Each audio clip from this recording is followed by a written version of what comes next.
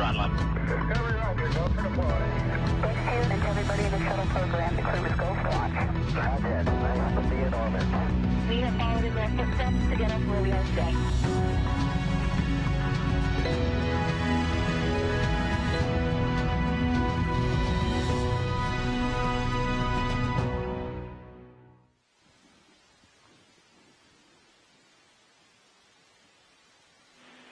Station, this is Houston. Are you ready for the event? Hello, Houston. We're ready for the event. JSCPAO, this is Mission Control Houston. Please call station for a voice check. Station, this is JSCPAO. How do you hear me? JSCPAO, loud and clear. Welcome to the space station. Thank you. Great. Well, welcome and good morning from Houston, and thank you all for joining us today. We have many questions already in the queue for our crew. As a reminder for our media on the phone bridge, please press *1 if you have a question and *2 to withdraw your question if it gets answered. All right, let's jump in. We will start with Michael Sheets from CNBC. Hi, guys. Thanks for taking the questions, and I hope you can hear me pretty well up there. I'm curious to hear a little bit more about your experience testing out Crew Dragon in the interim time you've been up there, as well as if you guys feel like you're ready to come back now, given the amount of time it's been already, but whether or not this experience is one that you'd rather be sticking up there or coming back down to test out the splashdown. Thanks.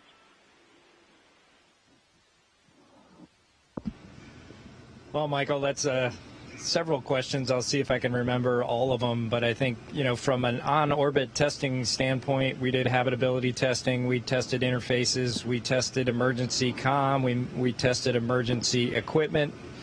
And just generically how we work with the Dragon docked on board, transferring equipment, transferring supplies. We're going to do a fair amount of that again tomorrow when we return equipment or supplies back to Earth. So most of that went exactly as we planned. There was a couple little tweaks here and there, but for the most part, we've had pretty good luck with Endeavour as far as on-orbit testing. It's performed just like it did for launch and rendezvous. So we expect nothing different for the splashdown. Our experience up here has been like I think every space flight for most of us is a once-in-a-lifetime experience, and this one probably is a great topper, at least for me personally, just to be able to live and work aboard Space Station, a facility that the three of us all helped build during the shuttle flights, and just has been great to be a crew member with Chris and Bob on a day-to-day basis, supporting ISS operations, supporting science, supporting maintenance, the spacewalks, the 4 spacewalks that these guys did, the robotics that we did. It was just an incredible experience, and one that I will absolutely never forget and I'll always cherish. Thank you. So next up, we have Russell Pounds from Pacific Rim Media. Good morning. I'm not sure which one of you may have had this experience, but there's a quote I've always appreciated from Arthur C. Clarke. It says, "Any sufficiently advanced technology is indistinguishable from magic." So the question is, what experience did you have that gave you that aha feeling and embodies that notion of the first gasp of delight? Thanks.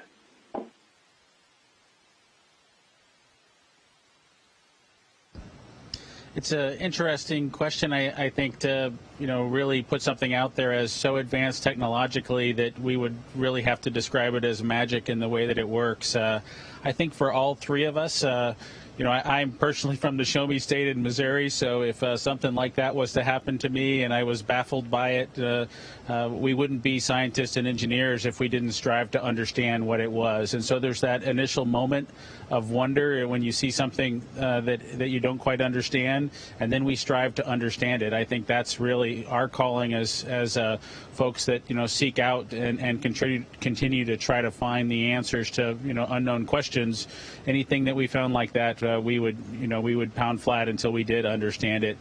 Those sorts of situations, probably for us, happen mostly when it comes to things that don't go exactly right. We think we fully understand something, and it doesn't proceed the way that we expected it to. We have a failure in a piece of equipment or in an operation, and it's a failure of the imagination, and then we strive to take it apart bit by bit. I think every space program has had its share of those sorts of events that we had to really dig down and try to understand what we didn't understand and make sure we had a handle on it before we continued with operations. I think probably the three of us, at least from the technological perspective, don't believe in magic. Thanks, Bob. So now we have Chris Davenport from the Washington Post. Hey guys, hope you're well. Quick question. So obviously it's the first water landing since 1975. I was curious if you have spoken to any of the Apollo astronauts about that and what advice they may have given you. And then also I wonder if you could talk a little bit of your training and how much of it was dedicated to a splashdown, just given the differences from a shuttle landing. Thanks. Hey, good morning, Chris. We didn't talk specifically with Apollo astronauts, but I remember specifically when I was still, before I was even assigned to this flight, working at flight operations, reading the after-action reports from the Skylab astronauts, which was a little bit more applicable in that those flights were a little bit longer. And, the water landing portion of it is pretty challenging from a physiological standpoint, just after coming back from being in microgravity for on the order of 1 to 2 months. I think the longest Skylab mission was close to 3 months, which is very similar to what Bob and I are doing. Obviously, there was some challenges post splashdown. Folks didn't feel well, and that is the way it is with a water landing, even if you're not deconditioned like we're going to be. So we think what we need to do is do our fluid loading properly. We've exercised very hard while we've been up here, and we're just trying to put ourselves in the best posture to be able to deal with those effects, and we'll just see where it goes from there. The ground teams are fully aware of the challenges of the water landing and what it does to the human body, and we'll just take it from there once we get on board the ship. We've got the flight surgeons on board that will be able to help us as well. So all those things have been thought about and are in place, and other than that, it's just time to go give it a try and see how it goes. All right, we'll go to Eric Berger from Ars Technica. Hi, guys. Looking forward to seeing you come home, hopefully this weekend. A couple questions. First of all, is it true that technical documents refer to the toilet on board Crew Dragon as Komodo Dragon? And how would you characterize the habitable volume inside Dragon? Like, would you be comfortable in there for more than a couple of days with 2 or 3 people, or is it kind of cramped?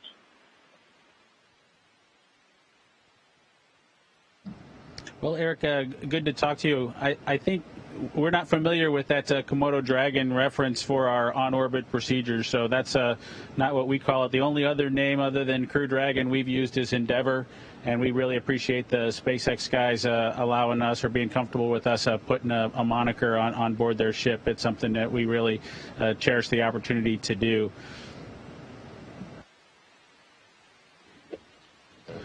And as far as the habitable volume inside of the Dragon capsule, it's relatively small. So if you tried to put a full crew of 7 like we had on the space shuttle days inside that volume, it would be a stay-in-your-seat sort of a situation. But with 3 or 4 people, the operations normally will, your job will be to be in your seat for the ascent and the docking, and then of course the splashdown. And so there's plenty of room in those locations, and around the interior of the vehicle, there is some spaces that folks can get out of their seats and kind of have their own small area to be in. So I wouldn't say it's a phone booth sort of a densely packed, but it definitely is cozy if you were to get up to 4 people. All right, now we have James Rogers from Fox News. Good morning, guys. So I have a quick question with regards to the splashdown. Two questions, really. Obviously, the splashdown is such an iconic moment in terms of the, in terms of space missions. We've been seeing that, so what's your first experience of watching splashdowns on TV? And also, kind of related to that, we have this new spacecraft, it's been designed to perform better in a splashdown scenario. How does what this capsule offer kind of differ to the, to the capsules that we've seen used in previous splashdowns?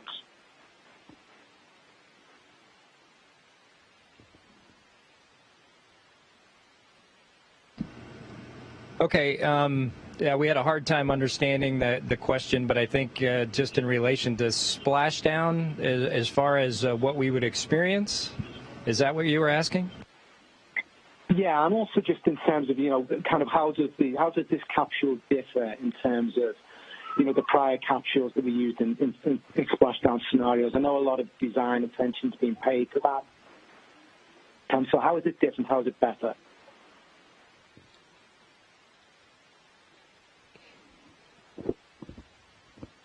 Okay, I think we got it that time. Yeah, the recovery of Dragon after splashdown is that there'll be a couple of what we call fast boats will come up to the capsule at that point and make sure everything is safe on the outside of the capsule for it to be hoisted on board the recovery ship. And then at that point, the recovery ship is moving in and in communications with the fast boats. And once everybody gives the thumbs up that we're ready to be hoisted aboard, it'll get lifted aboard by a crane and cradled on board the aft portion of the ship. And then at that point, once it's secure on the back deck of the ship, then they can open the hatch and it'll be time for us to get out. Hopefully that answered your question. Thank you, Doug. So next up, we have David Curley with Discovery Channel. Dragon crew, thank you, and commander of the station, thank you for taking the questions. Everybody knows there are parts of flight that are extreme. It is reentry. In this case, the chief engineer of SpaceX says he's a little bit worried about plasma and potentially getting into the Super Draco pods. Bob, you said you weren't nervous. You're a lot closer now. What do you think? And Chunks, did you just say you're going to have a bag ready, which is completely understandable at splashdown? Thank you.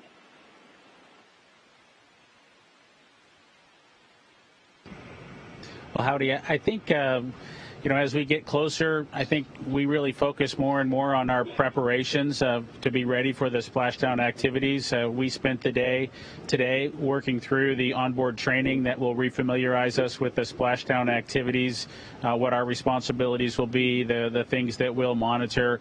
And I know that the SpaceX team, the chief engineer there, and of course the NASA team are all looking closely at all the things that could possibly that they wish they had more information on, or that they feel the most uncertain about, and they share those with us on a routine basis. We got an update on the flight readiness review activities, and I know that the chief engineer's job is to make that list of things that are areas of concern, and then kind of balance that risk with what they currently know and with going forward. And that information's all been shared with us. And splashdown is closer than it was the last time we were asked questions about it, but I still don't feel nervous about it. And really, we're focused on the things that we'll need to do to be as safe as possible as we come back.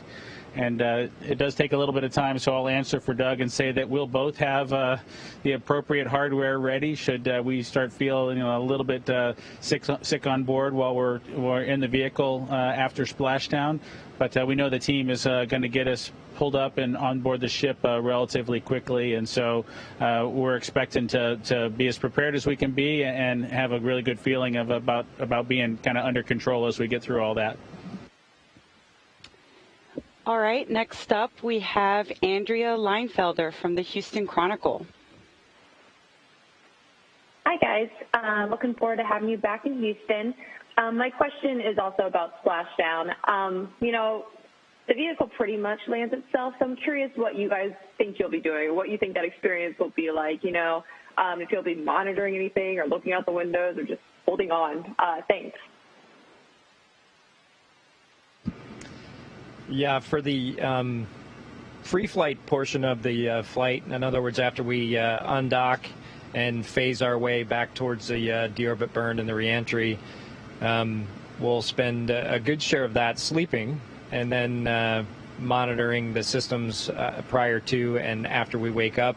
Then once we wake up, we will eat, fluid load, go through suit up, and then work our way into the entry portion of the flight, and then the deorbit burn then entry. So we'll be fairly busy when we're awake throughout the whole process, and then those last probably 2.5 to 3 hours will be very busy as we get suited up, strapped into our seats, and then we'll be monitoring all the different systems of the vehicle, ensuring that it's doing what it's supposed to be doing as we work our way back towards Florida.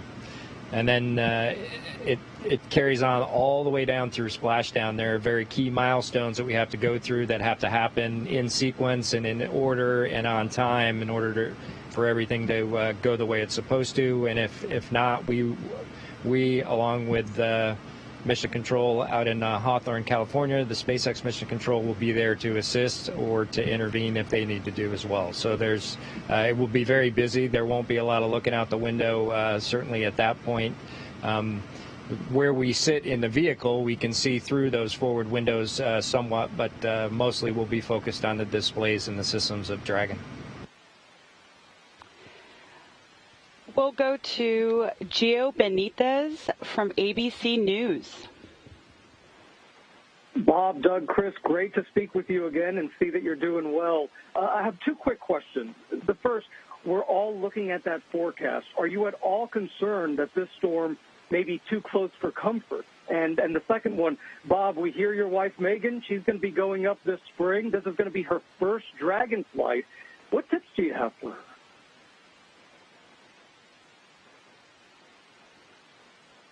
Well, I think from a weather perspective, just like everybody else on the NASA and SpaceX team, we look forward to the weather forecasts that are coming out daily at this point, and they'll even get more frequent as we get closer to the actual splashdown. I think on launch, the departure day, we'll start to get, every 6 hours we'll get another forecast, sort of an update. So we're watching those closely, mostly to maintain awareness and see the trends and understand what the timeline would be if our recovery out of the water, for example, was delayed a little bit. But we have confidence that the teams on the ground are of course, watching that much more closely than we are, and we won't leave the space station without some good landing opportunities in front of us, good splashdown weather in front of us. And so they're keeping us informed, but the lion's share of that work happens on their end. We don't control the weather, and we know we can stay up here longer. There's more chow, and I know the space station program's got more work that we can do for those the PIs and other folks that have sent science up here to the space station. As far as my wife goes, she's super excited and to be assigned to a SpaceX mission right on the SpaceX capsule up here to the International Space Station. And, of course, I'll have a lot of tips for her. A lot of them will be about how life on space station goes. I think that's been the thing that's been more unique rather than the capsule itself. I think that's probably where I'll have the most to share with her. But I'll definitely have some advice about living inside of Dragon and where best to pack all your personal items so that you can get to them conveniently. Because if you, just like any trip that you make, if you pack things appropriately, it can be a very fun trip. If you pack everything at the bottom of the big van that you take when you go on vacation and you got to get it all out one item at a time at various times, it can be tiring and can eat into your enjoyment on the trip. And so I'll definitely have some tips for her, but it'll be hard to tampen out all the excitement that she has with any suggestions I have. All right. Now we have Joey Roulette from Reuters. For doing this, what about the process of returning do you and the SpaceX team wish you had more information on? And earlier it was said that you'll have the appropriate hardware ready in case you guys get sick. Is that something as simple as a paper bag, or does Crew Dragon have, or the flight suits, do they have some kind of actual hardware for anticipating sickness? Thanks.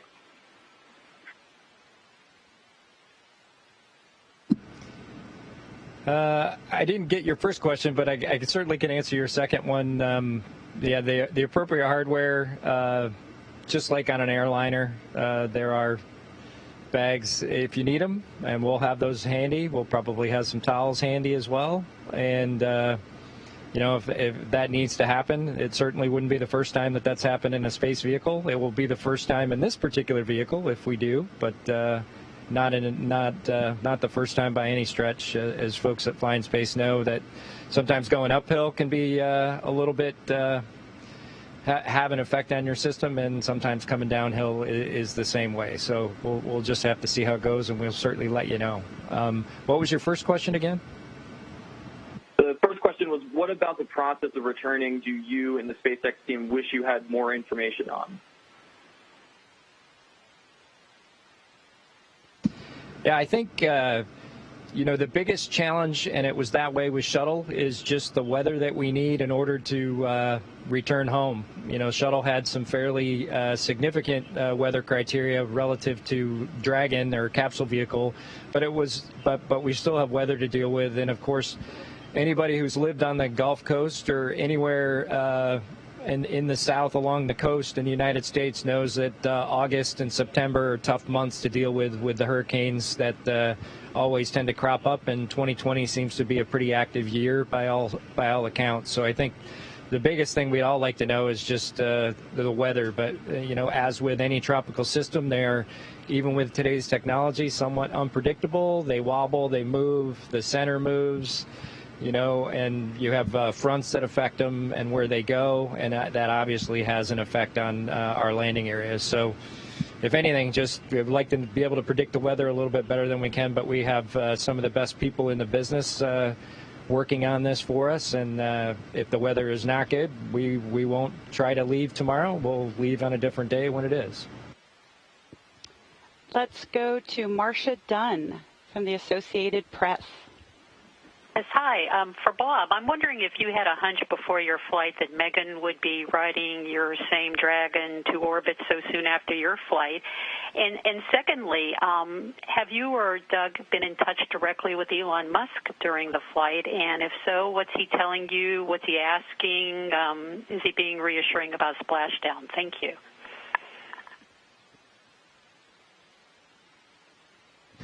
Of course, I think, Marcia, we all have inklings or hints that things might be in work as we go forward. But as anyone will tell you who's been a part of the flight assignment process before, I know Chris and I have both assigned people to that role, and really the decisions are kind of made and final really towards the very end of it. And so while there are hints of what might happen in the future, we don't count our chickens until they're hatched, so to speak, with respect to flight assignments. So while I had a hint, we always wait for the final data before we go forward with it.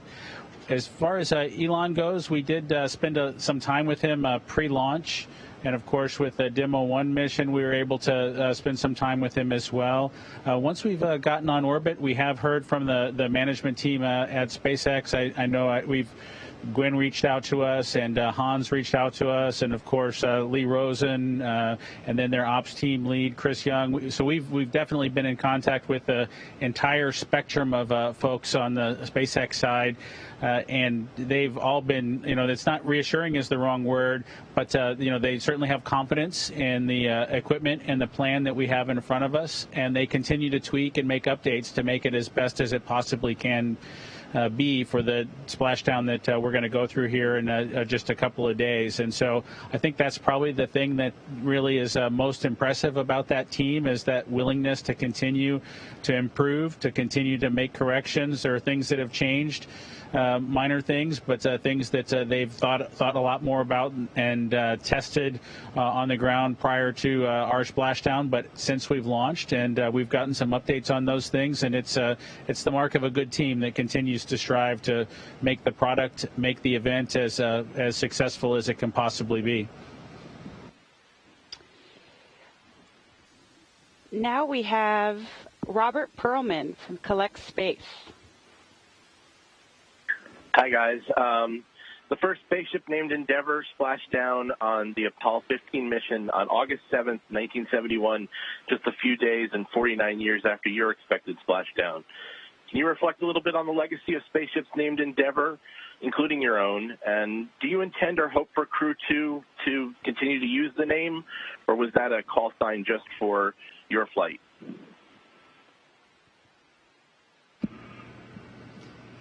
Well, the name Endeavour that we used was specifically just for this vehicle. It was kind of a tradition where the Soyuz crews named their vehicles, and Apollo crews, Gemini crews, Mercury crews named their vehicles, and a lot of folks thought that it would be a good tradition to continue. So that's what we did, and it was probably a little more personal for Bob and I, since our first flights, along with Chris, also was on Endeavour, Shuttle Endeavour, and that's kind of where it started with us, and we just thought that was appropriate. But it's neat that it has a legacy that goes all the way back to Apollo, and honestly, I didn't realize the significance as far as how close it was to splashdown as what hopefully we'll be doing here in a couple days. So that's kind of also just kind of icing on the cake, I think. But we really thought that name was the name to use, and it really means a lot personally to Bob and I. And as Bob said before, we really appreciate SpaceX affording us that opportunity to name our capsule Endeavour. And we have time for one, maybe two more questions. So let's go with Lauren Grush from The Verge. Hi, thank you so much for taking my question. When Scott Kelly returned from his trip in space, he said he was looking forward to throwing himself in his pool when he got home. I know your mission has been much shorter than his, but anything in particular y'all are looking forward to when you get on the ground? Thanks.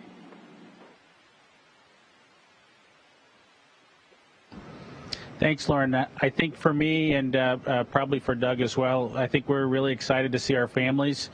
My son is 6 years old, and I can tell from the videos that I get and talking to him on the phone that he's changed a lot even in the just a couple of months that we've been up here. And so that's the thing I'm most looking forward to is, of course, seeing my family, my wife, and my son.